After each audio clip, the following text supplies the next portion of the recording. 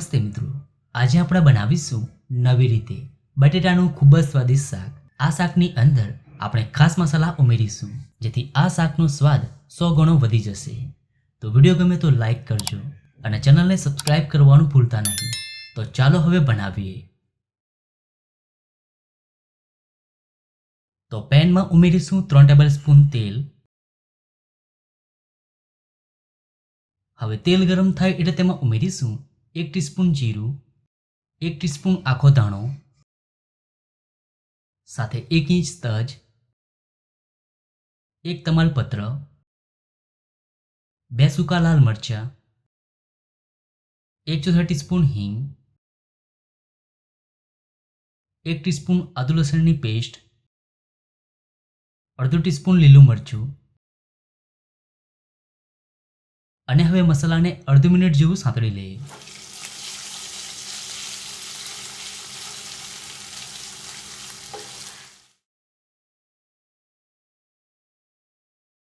હવે તેમાં ઉમેરીશું 1 ઝીણી સમારેલી ડુંગળી અને હવે ડુંગળીને 2 મિનિટ મસાલા સાથે સાંતળી લઈએ।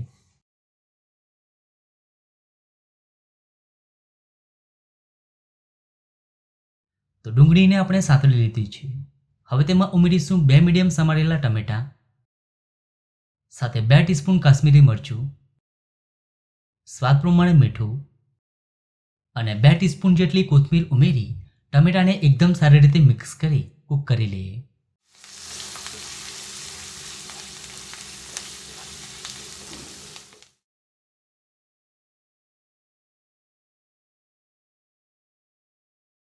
તો ટમેટા સારી રીતે કૂક થઈ ગયા છે। હવે તેમાં ઉમેરીશું અડધો ટીસ્પૂન હળદર, 1 ટીસ્પૂન ધાણાજીરું પાવડર, અડધો ટીસ્પૂન લાલ મરચું પાવડર, અડધો ટીસ્પૂન સંચળ પાવડર અને હવે મસાલાને 1 મિનિટ સાંતળી લઈએ।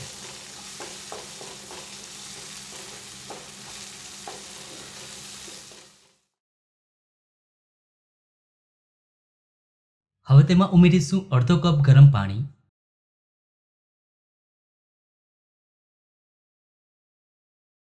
અને હવે મિક્સ કરી દઈએ।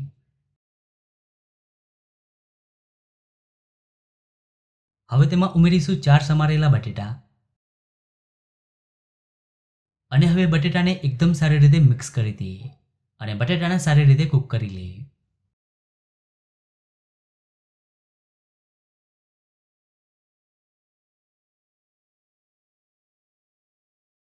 તો બટેટાને કૂક થતાં લગભગ 15 મિનિટ જેવી થઈ ગઈ છે। હવે તેમાં ઉમેરીશું 1 ટીસ્પૂન પાઉંભાજી મસાલો અને થોડી કોથમીર ઉમેરી એકવાર મિક્સ કરી દઈએ અને શાકને ગરમ ગરમ સર્વ કરી લઈએ।